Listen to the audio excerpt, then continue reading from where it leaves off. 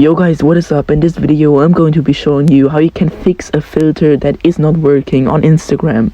So be sure you watch until the very end to not miss out on any step. So the first thing you're gonna want to do is just create a story or something.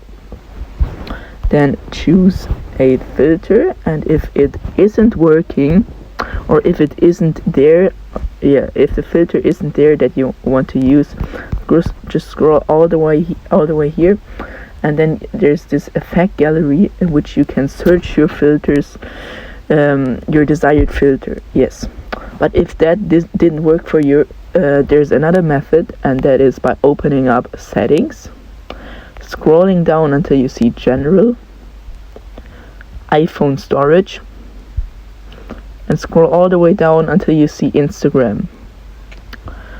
Okay, if the filters aren't working, just tap on offload app. What this will do is just renew your the data, Instagram's data, and make the filters hopefully work again. And then just tap on offload app. Yeah, that's it guys.